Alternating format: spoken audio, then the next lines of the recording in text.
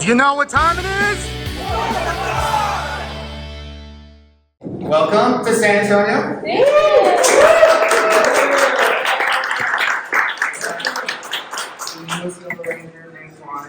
So, oh, there we go, Catherine.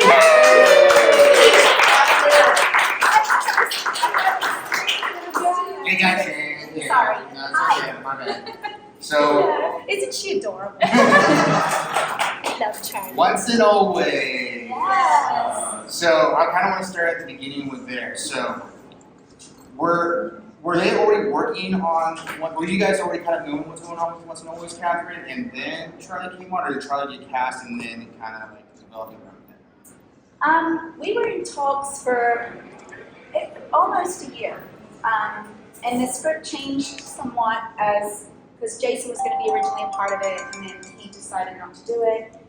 So there was a few different script changes, but they were always going to have Twee's daughter.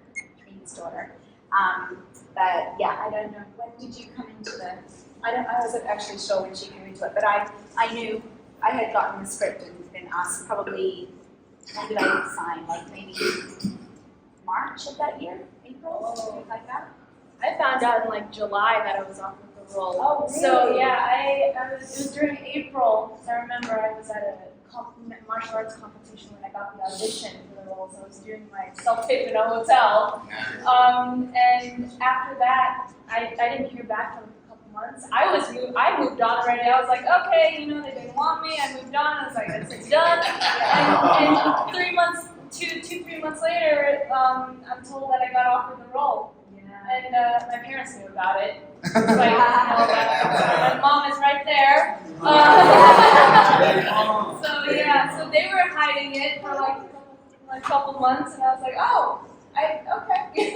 Okay. Yeah. So you found out the project around April-ish, and then you got hired in July. So this has to be 2022 or 2021. And we had a read through in August, September. That's the early session. Yes. No, we did that Zoom. We did like a Zoom meeting. Oh, I didn't do that. Yeah, you were on there. You were on the Zoom meeting. It was like a prep meeting where they were talking about, like, because we weren't allowed to reveal anything. Oh, the media training. Yeah, Yes. we had media training because, you know, Charlie had never done anything like this before, and it was all very like hush hush, don't leak anything. So we had to go through that, and it was her birthday, so we sang to her. That was your birthday. You just remember that? Yeah. So that was the first time we saw her. That's such a lasting memory for Catherine. Yeah. So do you remember some of the early iterations of the script or some of the plot points? Anything? Yes. I believe in one of the versions, Tommy, when Trini dies, goes rogue and blamed himself for her death, and he disappears. And so they come to me to find him. And Tommy and Kat were separated because he kind of went rogue and went off the deep end. And so she's raising JJ and trying to hold down the fort. And so they bring her in to try and bring Tommy back. And so he comes back and joins forces to help save the world. Awesome. It was a really cool version. And I think I just saw like story points on that. I didn't see a script on that version. But Jason and I have been talking a little bit about it. So yeah, I think what they landed on was really good. I loved that it was such a tribute. I have ringtones for everybody. Sorry, Malia, can't talk right now. I loved that it was such a tribute to Trini because Twee, unfortunately was taken way too soon, and she never got her moment. She would love to have been able to be here and experience this with all of you. So I just loved that they honored her like that, and just it was beautiful to see like her legacy carried on through her daughter like that too. So I thought they did a really good job. Well, what was it like meeting the cast for the first time? In person, not Zoom, but like that. It was so amazing. I know that at first, I don't think none of us really knew what to do with each other because this is my first time coming into it. But I think it was connection was really automatic. I mean, once we started being on set together, rehearsing together, it was just like an instant family kind of feeling there. So it was really fun, and now we kind of just razz each other all the time and stuff, and just, you know, have so much fun. Well, now a lot of the Rangers are directors, producers, writers. They were able to give you tips, like, you know, here's a good idea for Minh, or some acting tips, or just tips in general. Well, I do remember, I think you shared this moment where we were learning to do the morphing line for the first time. And I didn't know how the morphers work. So like they were all teaching me, like, I gotta press that button, no, the hand needs to go there. It's upside down, Charlie, you gotta turn it. Oh, okay. So I remember that was a good moment. That's awesome. So one thing about y'all's characters, you know, Catherine, you came in and you replaced Amy Jo, you know, really like, popular Big Ranger, and then you come in, Yellow Ranger, you're essentially taking over for Trini. What is that like for you guys, kind of, as actresses, to come in and step in their shoes? Well, when I first got cast, I didn't know how popular the show was. I didn't know anything about the show. My first realization was at the premiere of the first movie, and I realized it wasn't just a kids show at that point. So, you know, when I came onto the set, I didn't know how popular Kimberly was. I just knew I was taking over a role for her. So I was very aware of, just as a person, of not making Amy Jo feel uncomfortable. This was her family, and she'd been on the show for 2 years. She'd established the role, so I was very sensitive to that. And it was really, really uncomfortable for me and for her. Like, I'm stepping into this unknown family and not knowing what everyone was feeling. And Amy Jo, even though she wanted to leave, it was hard for her too. So I was very sensitive to all of that. But I think they did a really good job writing my character, completely different personality and character to Kimberly. I think that was smart on their behalf. We looked different, we had very different roles. So yeah, it's always hard for an actor to come in and take over from somebody else, because the fans are so attached, and Kimberly is so loved, and she deserves all that. Like, she was the one that paved the way for all of the future Rangers, so I would never want to step on her toes or make her feel.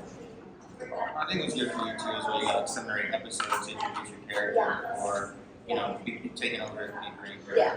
What about you? Well, I remember when I first started watching Power Rangers, which, by the way, I was not a Power Rangers fan before I found out I played in the role. I started watching when I got the audition. And I watched the first season of my mom Power Rangers, and I immediately fell in love with Trini.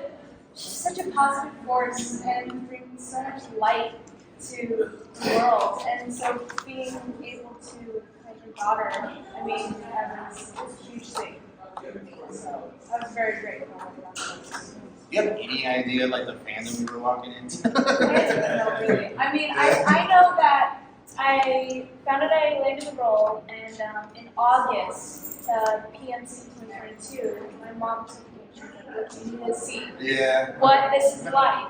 And I remember walking in and I see all the little kids dressed up in their Power Ranger suits, and adults, and all the vendors and like the booths and stuff. And I was like, wow, this is huge. Right. And like there were lines like outside the building, like long, and I'm like, wow, this is huge, big. That's awesome. Yeah. I mean, Catherine, you know, most of us can tell you, Catherine, I tell you too. I think we are all amazed at how this one show is, one, still going on for 30 years, and that there's a whole fandom that we're doing con specific just for this fandom. So I know you're very, very popular with the Ranger community, and we're very happy to have you join us, the Yellow Rangers. That's really awesome. So we have a question. I also just want to say about Charlie. She was only 16 when she just turned 16. I had when just we filmed, been and you know, she's the youngest on the set with all these adults and actors that we were so familiar with the franchise, and she just stepped in and just fit in so beautifully. And she was such a professional. I was just so impressed with her. And her fighting her is like on another level. I was like, I had to pick my jaw up off the ground. I was like, oh my gosh, this girl is incredible. And she's very humble about it. But she's a very seasoned martial artist, and she just held her own with the stunt guys. They all adored her. She could do everything they asked her to do, and it was really cool to watch. So she's amazing. Thank you. What did you think when I'm probably the Legacy Rangers? What did you think when the other Legacy Rangers heard that you're gonna have a 2-time world champion come in? Wait, I didn't know her. I didn't know that until I met her. When I saw her, I was like, oh my gosh, this girl's crazy. She was doing all kinds of she didn't have any fear. Like No. when she did, she got it more. Like the scene when we're fighting in Rita's palace, and she was on wires and stuff because she had to be thrown against the wall and everything, and she just was like, yeah. She didn't want stunt doubles. Like she didn't do it all herself. They're like, okay, just take it easy. Yeah. Yeah, it's amazing. Do we have any questions for them? All right, go ahead. Before I ask my question, I just want to say that my mom and I are two Power Rangers fans. And it was actually part of my childhood when I was little growing up watching it. And I just want to say to Catherine that when I used to start watching you, I noticed all the different hairstyles that you had growing up from my Zero Turbo, and I just want to say I love all your hairstyles. Thank you. So I actually have a question for each of you, and one for both. My first one's for Charlie. When you first came onto the set, I mean, I know you said you weren't a fan of the Power Rangers, but when you first came onto the set for Once and Always, what was it like being part of something that's already been going on, but you got to experience like the original stuff, like being inside the Megazord, going fighting some of the monsters that you had a little bit of embarrassing moments or pranks that y'all did. What was the whole experience like? Thank you for that. I'm always asked that. It's like, what part was like your favorite, and what was this? And it was like, honestly, because again, I had really no idea what I was walking into. I knew, but I didn't know. So everything for me was just like a surprise here and there, and like this and this, and so I mean, every part of it was exciting, and again, once again, the cast was just so welcoming, and they really, they kind of took me under their wing and guided me and showed me everything. So it was a very, very fun experience. Yeah, because when the Megazord scene, your character does act like her mom. And when they first did the pilot, it goes like, Billy, this is intense. How are you supposed to drive this thing? All you just do what I do. It's all second nature. Yes. Okay, and my question for Catherine is, so I noticed when you got the car coming from Kimberly, and Jordan says, Catherine, for now you will partner to pilot the Shark Cycle, and you will pilot the White Children's Zord alongside Tommy. If they would have consent, he said you will get your own Zord. So if you would have gotten a Shogun Zord, what would you have wanted your pink Shogun Zord to look like? Oh my gosh, I've never been asked that. Ooh, the world They is my never did oyster. have a pink Shogun Zord. Pink Shogun Zord. Gosh, I didn't even know. I loved the crane. I loved the Pink Ranger always had like a flying creature. Like great, Cat was very graceful and elegant and agile.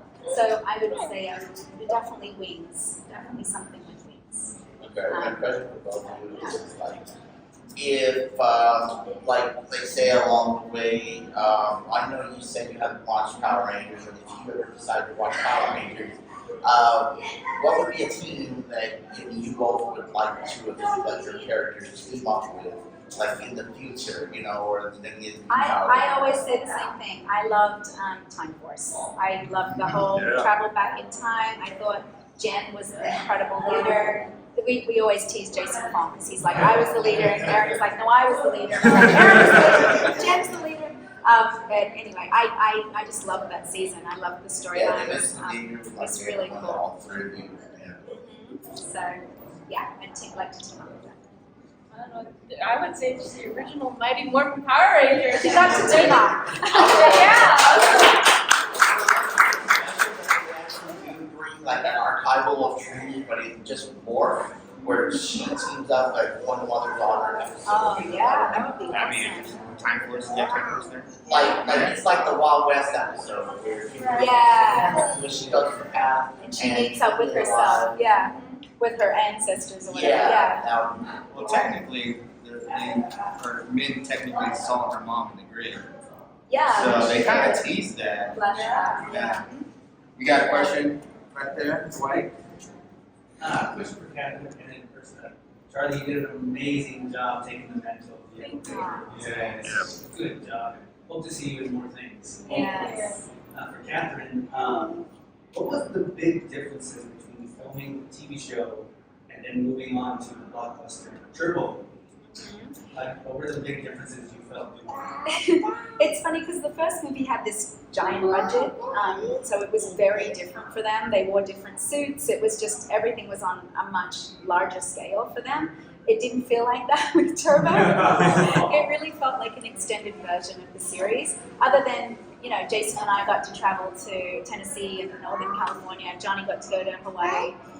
So we got to travel a little bit more. And the scenes, when you're filming a movie, things are just take longer. So the setups are longer. So it's just, you don't film as many pages of dialogue in a day. So that's just, it feels like it's just stretched out a little bit more. Whereas when we were filming the series, we would often be filming 3 episodes within 10 days. So it was just like, literally, we'd be in the juice bar, for example, and then we were doing episode 52, and then they'd say, okay, Kat, go change, we're going to do episode 54, and I'll be like, okay, where am I, what am I talking about? They're like, because they wanted to get all the pickups from that angle on that day. With the movie, it wasn't like that.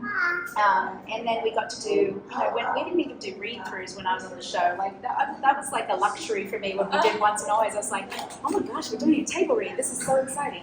We didn't do anything like that. Like, they would give us our sides. Sometimes we didn't even know what episode we were filming. Like, it was all over the place because it was just so fast, you know. And they would have second unit, first unit filming simultaneously. So in Zio, that's why you didn't see us at all. There was no civilian fighting at all in Zio. Other than you guys were beating each other up too much too, so that was another part of it. We weren't allowed to like, so only fight aliens in suit. So yeah, it's just, I think just the time is more, you know, is longer when you're doing the movie. Thank you. Out of curiosity, what are the big differences you saw between Saban and Hasbro? Huge differences. When we came back for Once and Always, and for Ninja still too, it was just, we were just treated really well. They just really took care of us. You know, there was times when I was filming on the show where Jason and I changed in a car together, holding up blankets because they didn't have a trailer for us, you know? We just were, you know, there was, it just, the budget was just much less when I was on the show. So, you know, there wasn't always accommodations for things, like just sometimes food was not provided, like just things like that. Whereas with Hasbro, it was like they just, it was run like a proper production, I would say. You know, when our show is non-union, so you don't have the union SAG behind you to monitor how the production company is treating the actors. So they can get away with pushing things more. So, you know, like pushing your hours a bit longer. We would work really long days, sometimes 16-hour days. Yeah, things like that. But, you know, I don't want to speak ill because I am so grateful to Saban. They brought me over from Australia, gave me a job, they took care of me. I got my green card, I got my citizenship. Like, I feel like you know, the experience was overall, it was such a positive experience. And yes, the working conditions could have been better, but I wouldn't change any of it. It was an amazing experience, the whole thing. And here we are 30 years later still talking about this show that made a difference. So they did something right. Yeah, it's just, I think when you've been a SAG actor, you now have expectations of how you should be treated. So I felt like Hasbro were much better with us when we came back this time. And David Yost, to be quite honest, was very specific about, we're not doing it unless these things happen. I'm very grateful to him because he really fought for some things for us on the movie. So, Awesome, thank you. Trey, with the hiring and future career, is there certain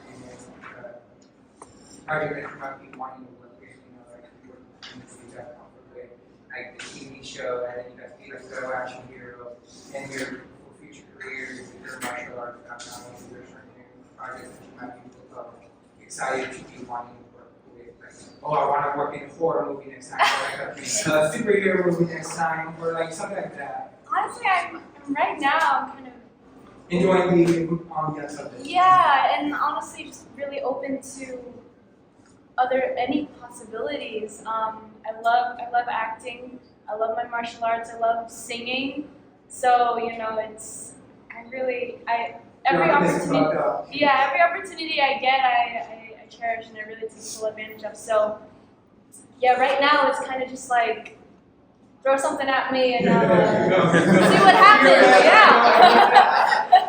I don't think I can think of an actress that sings, dances, acts, and fights. I don't think you have the fourth. No one else has the fourth. Everyone has the triple. There's a couple triple, like Yeah. Jennifer Lopez or, Yeah. or Ariana Grande or someone like that. But I don't. You can fight. You're a stunt Yeah. person. Yeah.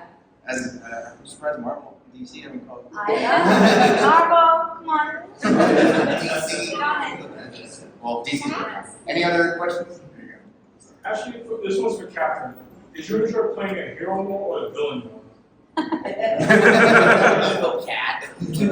It's always fun to play something that's really opposite of you. So being evil was really fun, and being devious, and it's like I just enjoyed the acting part of that. But it's an amazing thing to be someone's superhero too, to be able to be such a positive influence on people. I really love that responsibility. So. I always wanted to see the cat's monster form come back. Oh my gosh, that Yeah. one! In the Sentai, it was a fox. It was a fox in the Sentai, I found out. And I'm like, it was a fox in lingerie, first of all. Like, Well, don't get it like that. I'm like, what was that? What were they thinking? They made it look like a cat. Yeah, I had fun voicing that. That was fun. We played around a lot with that. We were cracking up in the sound booth. You also voiced one of General Vengeance soldiers in Law Force. Yes, Tesla. Oh no, that one. Yes. Welcome Forever. Yeah, Forever. That's Tesla. But I voiced a lot of monsters for them when I left the show. They'd always bring me back because Scott was funny that he's passed away now and we miss him a lot. But he used to call me back all the time and be like, "We've got to get you some residuals because you didn't get any when you were on the show." So I get checks for like 2 cents, 4 cents. So funny. Says you voiced another ranger. I voiced. I don't even remember how many things. Yeah, I I read voiced. that you voiced the Lightspeed Pink Ranger. Did I? Time for Lightspeed. Did I double for her? No, you said you voiced her, the Dana in whether Pink Ranger I on don't Wikipedia know. or something Wikipedia. I don't think so. Yeah. I think she voiced herself. Yeah. Yeah, I don't think so. Wow. Wikipedia, don't believe them. Yeah. They say a lot of things that aren't true. Yeah. So JC, last question. I'd like to give praise to the new Yellow Ranger. I really like it.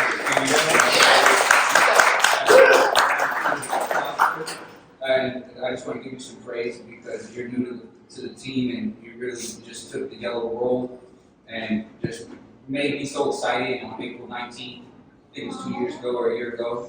But I had a question for Catherine as well. With the script, I noticed how the original Mighty Morphin, Austin St. John, his real name is Jason, all of a sudden they named the character Jason because his name was supposed to be Victor. Yeah. And the Phantoms was the original Power Rangers script. They were called the Phantoms. And then I guess they took on Jew Rangers and then just said, let's be Power Rangers. They made a Go-Go Gadget style, Go-Go Power Rangers. Yeah. Everything was revamped up to focus on Power Rangers. But because your name's Catherine, did they name you Cat, or was it already the new role was going to be Cat? Yeah. Or They, was that something they did? it was already Catherine when I read, and I was like, "Ooh, maybe this is meant to be my role." It's just spelled differently. Yeah, spelled with a K. I spelled mine with a C. So they'd already named her that. I thought it was interesting because, like, Kimberly, Kat, Carone, Kendricks, like, there's a lot of K names for the Pink Ranger. I just noticed that. I've never thought about that. Yeah, I think of weird things. My brain I go off on strange tangents sometimes. But yeah, so they already had that name. And That's incredible. yeah. Well, great. We'll do one more question. Yeah. You gotta go? Okay, go ahead. Okay, this one is Do actually. you have one just- too? uh, Did you have a question? We can take you too. Okay, this one is actually just for Catherine. I noticed in CEO there were some scenes, a couple episodes where with the Prince Gasket's wife, Margarita, she kept coming after you, but you just, and then I think it was like during the snow business, and we all into that murder mystery, Oh, and you yeah. kept getting angry about her. So do you enjoy those scenes where Archibald kept coming after you to destroy you or something like that? That episode was weird. I don't know. Yeah, The screen time. it was awesome, What I yeah. found weird about that when I watch it back, I remember feeling really awkward in that scene where she morphs in, and I'm like, we're going around the table, and I'm like, why didn't I just jump on the table and like take her out? It was so uncomfortable. I'm like, this feels weird. Like, why are we going around the table? Yeah. So yeah, Tarina was a cool villain, but Yeah. I fought her several times. Yeah. Yes. Yes. Is it true that the Banana Terminal was actually supposed to be a little bit longer? Yeah. Because there was a scene apparently with you and JBF where flamethrower that's Yes. on the back of the VHS cover. Yes. So everyone asked about that scene, and we did film it. So in the original scene, after I fall off, I go in the water and he rescues me, and my legs all messed up. And we were supposed to be sitting on the shore, and this giant prehistoric alligator is supposed to come out and attack us. And I whip out my flamethrower out of my backpack that was this big, and I burn up the alligator. Yeah, that was the original scene, and we did film it, but I think the movie was like 4 hours long, and they just had to, and budget, whatever, maybe they just didn't want to deal with that, so they cut out so much, so we filmed so many things that were not in the movie. That fight scene on the boat was so epic. I got to do a scorpion kick, like you can do. Yeah, so epic. I kicked the monster behind my head, take him out. And yeah, it was the fight sequence was amazing. We did the campfire scene when we're on the way to the Ghost Galleon. There was a scene with Adam and Tanya underwater where they meet a mermaid, and then it was like all the suits get all ripped up. It kind of explained why the Zeo powers didn't work in water. Like, there was just a lot of things. Yeah, I know, I didn't finish my morph. Yeah, there was a lot of things in there, but it just would have made the movie way too long. So I hope they come out with like an extended version one day and show all that footage. But we also changed directors halfway through the movie too. The first director was fired. Yeah, he was great, but I don't know what happened there.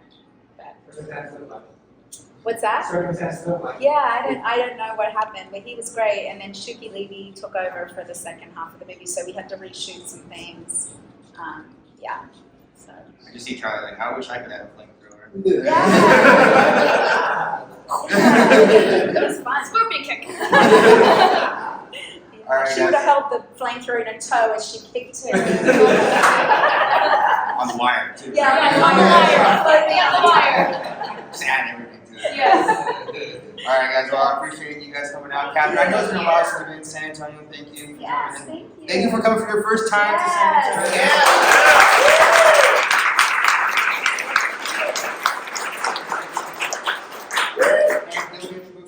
Yes, All we'll be right, there let's go. till Thank you, guys. 4.